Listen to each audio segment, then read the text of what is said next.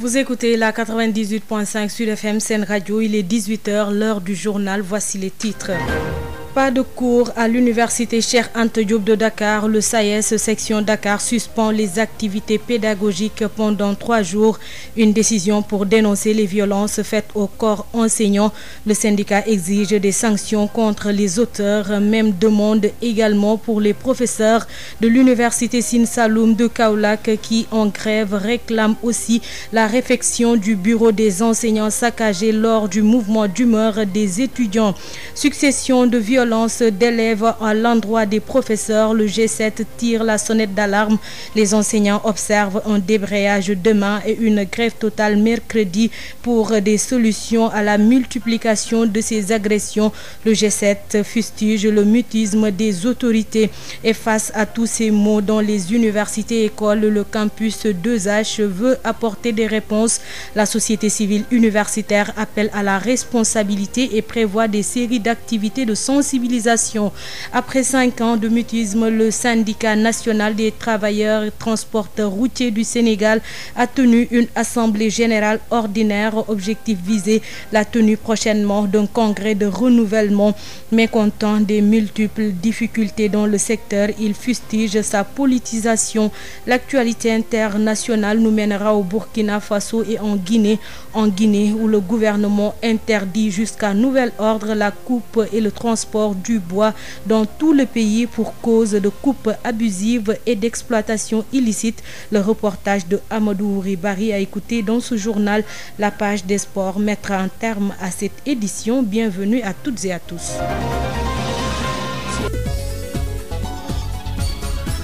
Josette Kali. À la présentation, Pape Laïdjei assure la partie technique. Le mouvement Y en a marre rencontre depuis 15 heures une délégation du collectif Fouta Tampi Sauvons le Fouta. À la suite de cette entrevue, ils feront face à la presse. Nous y reviendrons. Comme je vous le disais dans les titres, pas de cours à l'université Cheikh Anta Diop de Dakar. Le SAES section Dakar a décrété 72 heures pour protester contre les violences contre le corps enseignant. Le SAES exige des sanctions contre les auteurs. Pas de cours également à l'université Sine Saloum de Kaolack. Les enseignants sont en grève. Un mot d'ordre décrété à la suite du saccage du bureau des enseignants. De ce fait, les enseignants exigent la réfection des locaux saccagés, l'identification des fautifs et des sanctions à leur endroit, sans quoi la reprise ne sera pas effective. Docteur Elhaji Oumar Ndaw, enseignant, chercheur et coordonnateur du SAES à l'université Sine Saloum, joint par Ndeye Mariam Ndiaye. On est toujours à l'attente par rapport à ce qu'on avait annoncé dans notre communiqué, à savoir la réfection totale des locaux, l'identification des coupables, leur tradition en conseil de discipline et autres. Donc on attend ça. Et on a demandé aux collègues de rechercher. Jusqu'à présent, on n'a pas eu de retour au niveau de l'administration à propos de cela. Donc on est toujours en attente, on est chez nous et nous attendons. Et il y a un autre pays, il paraît que les étudiants ont décrété aussi une grève illimitée, aussi c'est notre situation qui est là. Donc, est-ce que vous pouvez nous rappeler la situation qui a prévalu au niveau de l'université? Bon, les étudiants se sont le 14 revenus, le lundi 14, il paraît qu'ils ont trouvé des policiers devant l'entrée de l'EFI. Et qu'il y a eu des échauffourées entre eux et les policiers. Ce fait, eux-mêmes, ils ont, je sais pas, certains d'entre eux ont jugé nécessaire de se faire entendre en saccageant les bureaux des enseignants. Nous, ce qui nous a le plus frustré, c'est qu'il n'y a que les bureaux des enseignants qui ont été saccagés. Ils ont détruit tout le vitrage, la climatisation, tout a été mis à terre, caillassé. Donc, ça, c'est un ciblage quand même. Un ciblage, c'est ce qui nous a rendu un peu frustré, parce que on s'est dit que si c'était un énervement général, qu'ils allaient taper partout, on aurait dit oui, c'est des gens qui sont mal intentionnés, mais quand c'est uniquement le bureau des enseignants, c'est ciblé. Quand c'est ciblé, maintenant il faudra identifier les coupables et élucider cette situation avant qu'on ne puisse parler d'une reprise. Sur ce sujet encore, le G7 observe un débrayage demain mardi à 9h et une grève totale mercredi pour dénoncer les multiples agressions contre les enseignants. Le G7 rappelle les derniers cas et exige des sanctions exemplaires. Écoutons à ce propos Abdoulaye Ndoye, le secrétaire général du KISEMS. pour dénoncer le mutisme coupable des autorités académiques du Sénégal contre les multiples agressions sauvages sur les enseignants perpétrées par des élèves et le non-respect du protocole d'accord en date du 30 avril 2018, malgré les nombreux sacrifices consentis par les enseignants durant cette période de pandémie.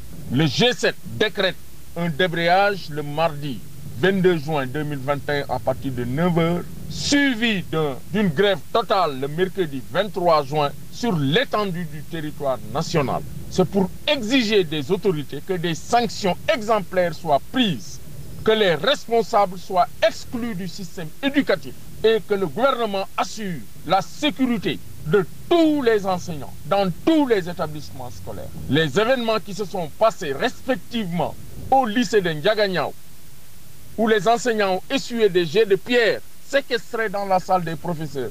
Il s'en est suivi le lycée de Bambey Serer, où on a vécu la même situation. L'agression sauvage et barbare d'une enseignante dans sa classe qui a été étranglée par un élève. L'attaque, les injures, les jets de pierre qu'une enseignante a subi à Lambaye, dans le département de Bambey.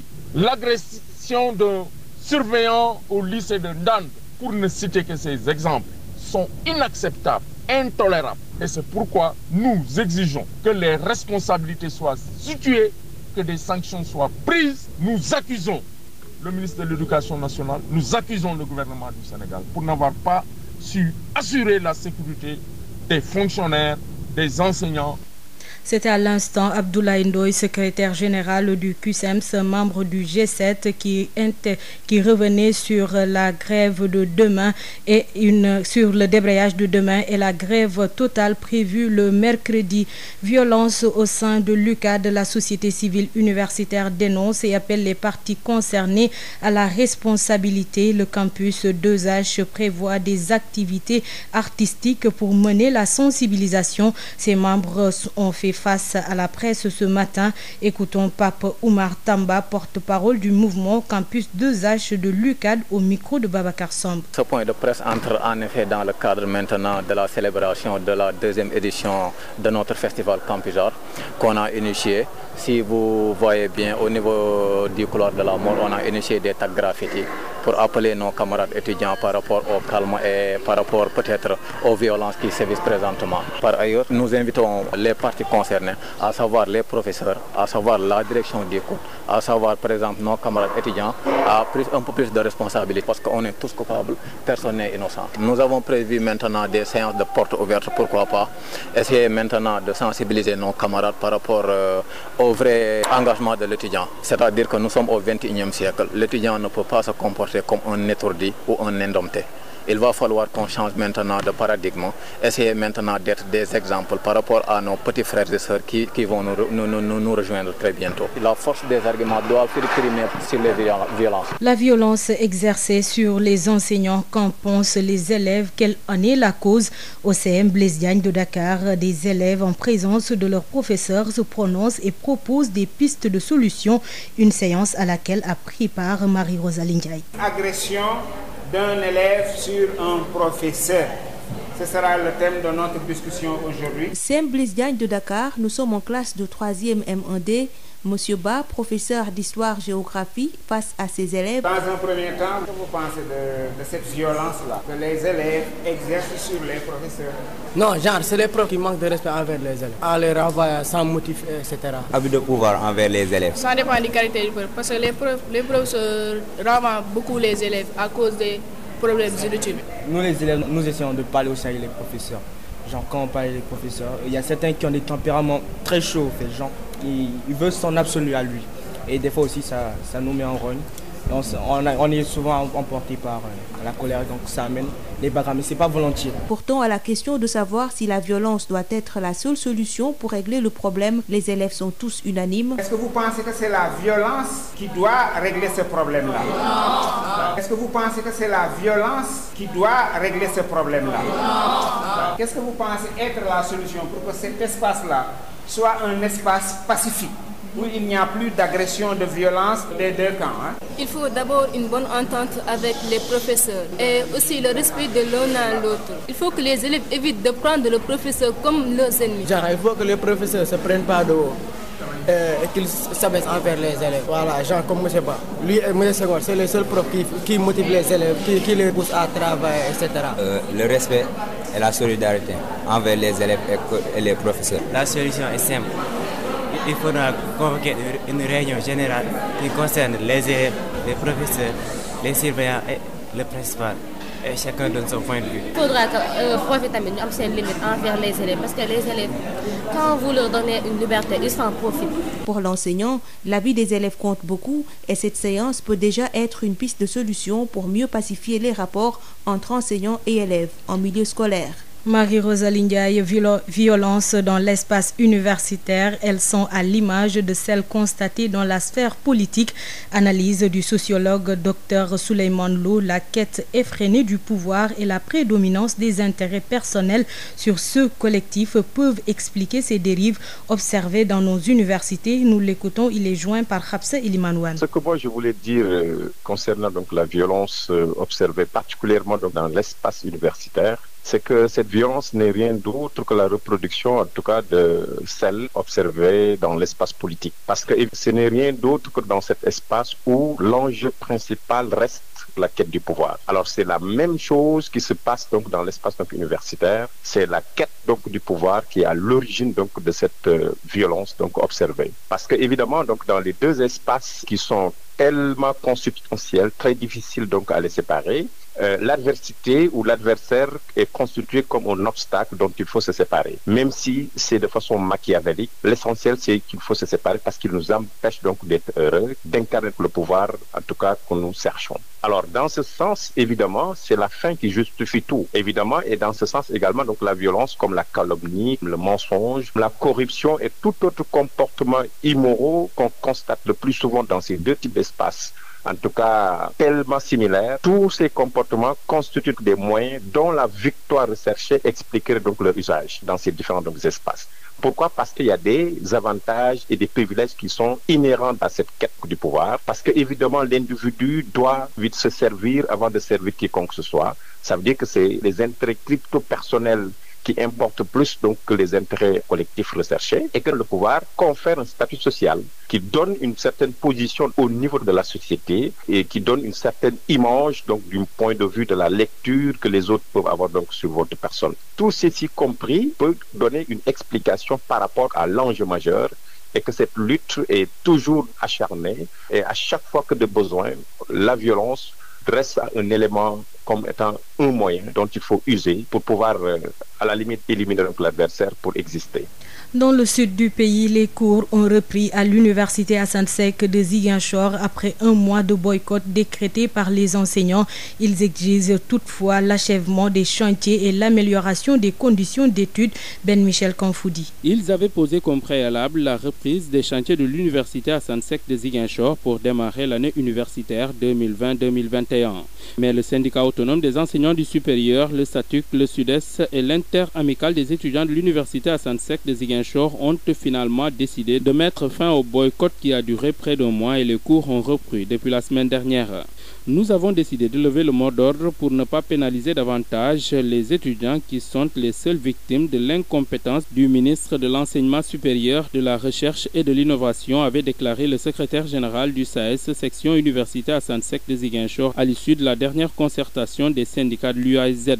Même s'ils ont décidé de reprendre les cours, les syndicalistes restent fermes sur leurs revendications. Celles-ci ont pour non-achèvement des travaux de construction des amphithéâtres et salles de cours, augmentation du budget de l'université Assane Seck de Ziguinchor et prise en charge des vacataires de l'UAZ. Ben Michel Kanfoudi, Ziguinchor, Sud FM.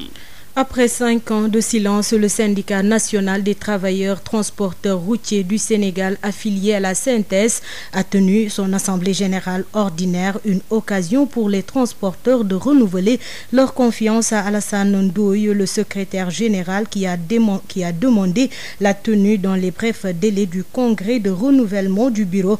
Par ailleurs, le syndicat a dénoncé la politisation du secteur. Abdoulaye Diouf. C'est dans une véritable ambiance que les transporteurs réunis autour du syndicat national des travailleurs de transport routier du Sénégal ont renouvelé leur confiance à Alassane Ndoye. Plébiscité, le secrétaire général veut la tenue d'un congrès dans les brefs délais. Tant qu'il n'y a pas de congrès, je reste le secrétaire général. Je dis aux dirigeants de la CNTS que moi aussi je vais être élu au même titre qu'eux. Donc je veux le renouvellement de mon syndicat car le blocage venait de la CNTS. Je vous l'annonce, nous allons fixer la date et si rien n'est fait, nous saurons quoi faire. Un appel qui n'est pas tombé dans l'oreille d'un sourd, Lamine Fall, secrétaire général adjoint de la CNTS, se dit favorable.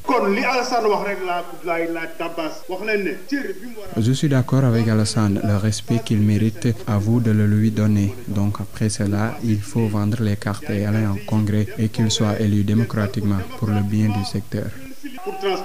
Sur les difficultés dans le secteur, le secrétaire général accuse l'État de favoriser la concurrence déloyale. Tous les ministres ont fait reculer le secteur. La concurrence déloyale est en train de tuer le transport. En plus de ça, il est politisé. Donc tout ce qu'on disait sur la gare routière des Beaux-Maraîchers, on n'a rien vu. Au contraire, aucun véhicule ne part de là. Après plusieurs années d'attente, le syndicat affilié à la CNTS a remobilisé ses troupes pour faire face aux difficultés du secteur des transports. Abdoulaye Diop, Covid-19 au Sénégal, 33 nouvelles contaminations enregistrées, dont 14 issues de la transmission communautaire et aucun recensé uniquement dans la région de Dakar, aucun cas communautaire dans les autres régions, aucun décès également. Au même moment, 364 patients sont sous traitement, dont 7 cas graves. Fête de la musique ce 21 juin, les acteurs sénégalais rappellent leurs doléances aux autorités. L'application de la loi portant statut de l'artiste qui pose problème et l'apport de la technologie sur l'exploitation, entre autres préoccupations. Écoutons Zeynoul Sow, président de l'association des acteurs de l'industrie musicale du Sénégal, joint par Mame Diarra Da Silva. La musique, comme tous les autres secteurs au Sénégal, a ses forces et ses faiblesses. Donc il y a des défis à relever, il y a un chantier qui est vaste, donc sur lequel nous sommes toujours en train de travailler. Parce que vous n'êtes pas sans savoir que depuis les indépendances, le statut de l'artiste n'existait pas ici au Sénégal et c'est juste récemment, au mois de décembre passé, que on a fait passer à l'Assemblée nationale la loi portant statut de l'artiste et des professionnels de la culture. Donc ce qui veut dire que pour ce qui est du cadre juridique, il y a encore beaucoup de choses à faire. Et nous sommes toujours en train de travailler sur les textes réglementaires pour faire appliquer cette loi qui pourra amener un changement vraiment radical au secteur de la musique et de la culture en général. Donc nous attendons ce changement-là et l'application de cette loi pour pouvoir vraiment organiser le secteur. Parce qu'actuellement, pour vous dire la vérité, c'est pas encore organisé. Et sur le plan de l'exploitation, il y a un défi que nous devons relever, c'est vraiment l'apport de la technologie à tout ce que nous faisons par rapport à la musique, l'exploitation des œuvres dans les plateformes de téléchargement, de streaming et l'aspect commercialisation, un volet sur lequel au Sénégal on est quand même un peu en retard. Et ce qui explique toutes ces difficultés que nous avons remarquées, les artistes n'arrivent pas à s'en sortir parce que en fait, c'est le mode économique qui a changé. Avant, c'était la vente des cassettes, des CD que les gens maîtrisaient un peu. Ce qui est vraiment révolu avec le temps. Il va falloir vraiment s'adapter à la nouvelle technologie, s'adapter à la distribution dans les plateformes et à ce nouveau système de commercialisation des œuvres et se mettre au diapason de ce qui se fait partout dans le monde. Voilà. La première chaîne sans digital challenge New Media dénommée CNM a été inaugurée ce lundi. L'objectif pour les responsables est d'être la première chaîne digitale de l'Afrique de l'Ouest. Ismaïla Marcel Colli. La télévision 100% digitale Challenge New Media CNM a été inaugurée ce lundi. L'idée est d'apporter une nouvelle touche dans le milieu audiovisuel, nous dit le président directeur général Moussa Faye. L'idée, c'est venir apporter notre touche dans le milieu audiovisuel avec de nouvelles approches. Nous avons opté pour mettre une télévision 100% digitale. D'abord parce que on sait que l'avenir de la télé, c'est dans le digital. Et nous sommes fixés comme objectif d'asseoir une crédibilité là-bas. Pour les responsables de cette nouvelle télé 100% digitale, le challenge est de réussir le digital. Aboubakry Guissé est le directeur général de la nouvelle télévision 100% digitale. On s'est donné comme ambition de travailler avec des jeunes talents, de promouvoir la jeunesse et d'utiliser le digital parce que la télévision de demain, c'est le digital. Donc on va se spécialiser sur ce créneau-là, on va diffuser sur le digital. Ça va être un peu plus large que les chaînes classiques. Donc on va toucher tous les domaines. Et à part le digital, je dirais que c'est le direct. On aura des équipes à Dakar et dans les régions qui vont diffuser les événements qui sont importants et qui vont intéresser les Sénégalais. On aura 3 heures, 4 heures de direct par jour et sur des événements qui peuvent aller l'audience du tribunal, dans les marchés, dans les rues, des grèves, tout ce qui peut intéresser les Sénégalais. Le challenge, c'est réussir le digital. L'inauguration de la première télé digitale a eu lieu en présence de l'ancien Premier ministre Souleymane Ndéné Ndiaye, du ministre de la Santé et de l'Action sociale Abdoulaye Diouf Sarr, de l'honorable député Cheikh Bamba Dièye, du parrain Bougane Gueye Dany, du président Doudou Wade et des autorités religieuses et coutumières, des parents et proches. Sud FM vous transporte partout au Sénégal et dans le monde. Sud International. En Guinée, le gouvernement interdit jusqu'à nouvel ordre la coupe et le transport du bois sur toute l'étendue du territoire national, une mesure justifiée par la coupe abusive et l'exploitation illicite des ressources forestières. Mais cette décision crée l'inquiétude chez les opérateurs de bois qui invitent les autorités à de meilleurs sentiments.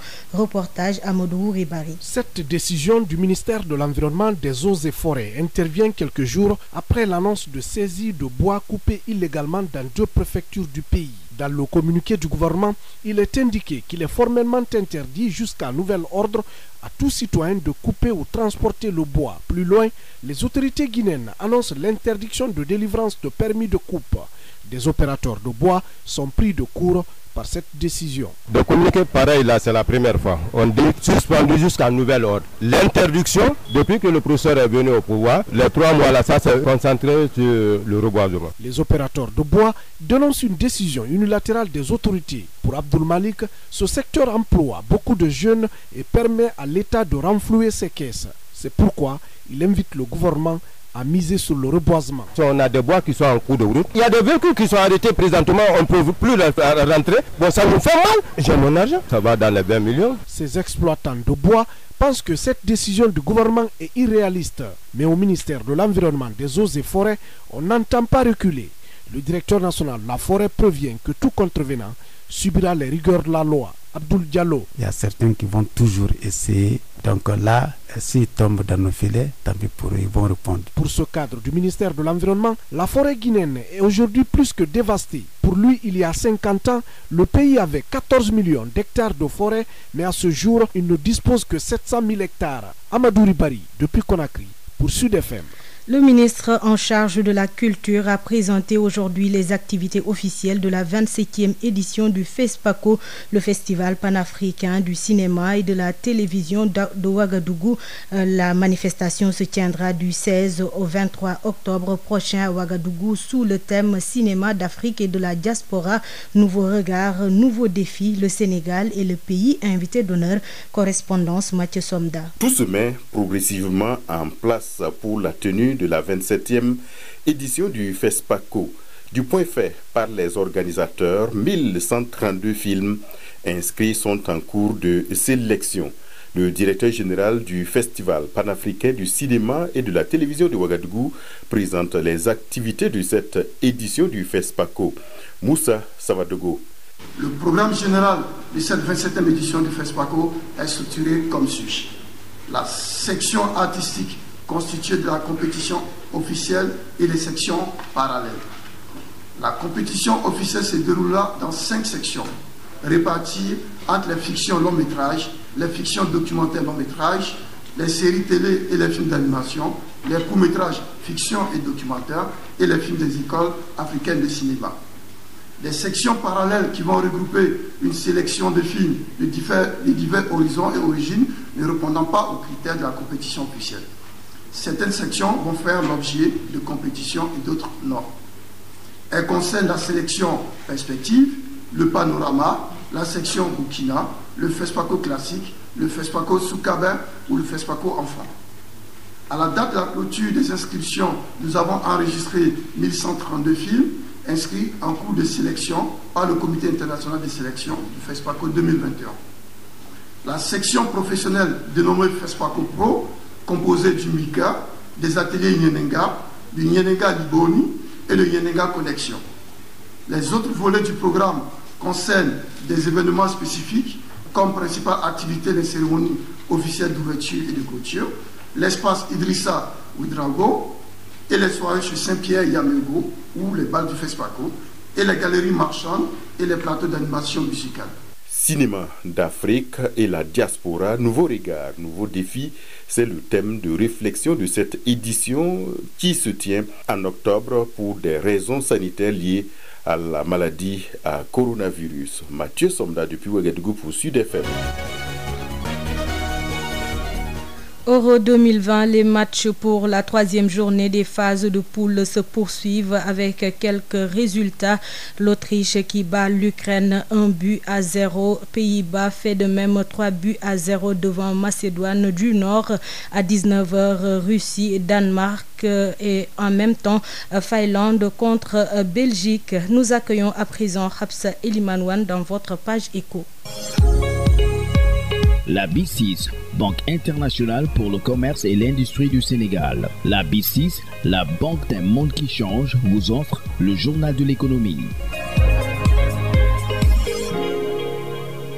Bonjour, ce lundi nous recevons Mamoudou Ndiaye, il est le coordonnateur de l'association des unions maraîchères des Niayes. Mamoudou Ndiaye signale que l'offre est supérieure à la demande. Aujourd'hui, ce que nous voulons faire comprendre au peuple sénégalais et aux consommateurs, la situation aujourd'hui des légumes dans la zone des Niayes et en particulier dans les zones essentielles de production horticole, nous avons noté, après plusieurs efforts du gouvernement, mais aussi avec les producteurs, qu'aujourd'hui, la commercialisation des légumes encore est un problème. Parce que l'offre aujourd'hui est supérieure à la demande et la consommation a fortement baissé. Parce qu'il y a des raisons économiques. Aujourd'hui, plusieurs ménages, nous avons noté des licenciements par-ci, par-là, des baisses de rendement par-ci, par-là, des baisses des activités économiques. Ce qui, en général, a provoqué que chaque ménage s'est restructuré et consommé moins. Le fait que la consommation des légumes en général a baissé et que l'offre est supérieure donc à la demande,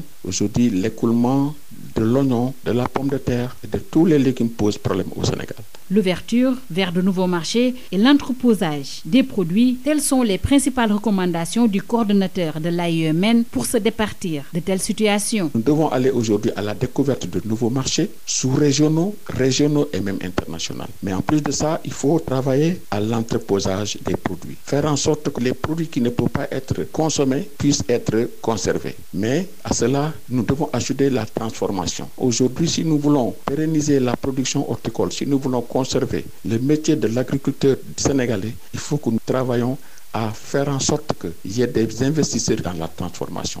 Ce serait une très bonne solution. Je vous donne aujourd'hui l'exemple de la tomate. La tomate presque est très chère, n'est pas disponible parce qu'il y a 2 mois de cela ou 1 mois et demi de cela, les producteurs ont presque éliminé la production de la tomate de leur calendrier culturel. Pourquoi? Parce qu'il y avait une mévente terrible et les producteurs ont subi des pertes énormes sur la tomate et que quand la reprise de la culture devait se faire, beaucoup de gens sont allés vers d'autres spéculations. Ce qui explique la pénurie de la tomate dans le marché national.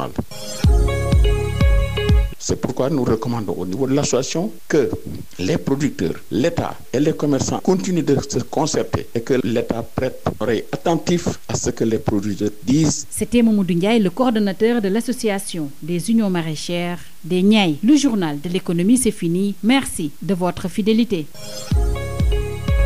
La B6, Banque internationale pour le commerce et l'industrie du Sénégal. La B6, la banque d'un monde qui change, vous a offert le journal de l'économie.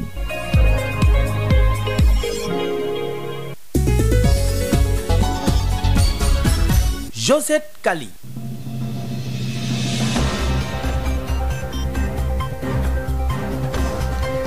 C'est la fin de l'actualité d'ici et d'ailleurs. Tout de suite, le rappel des grandes lignes. Pas de cours à l'université Cheikh Anta Diop de Dakar. Le SAES section Dakar suspend les activités pédagogiques pendant 3 jours. Une décision pour dénoncer les violences faites au corps enseignant. Le syndicat exige des sanctions contre les auteurs. Même demande également pour les professeurs de l'université Sine Saloum de Kaolack qui en grève réclament aussi la réfection du bureau des enseignants saccagé lors du mouvement d'humeur des étudiants. Succession de violences d'élèves à l'endroit des professeurs, le G7 tire la sonnette d'alarme.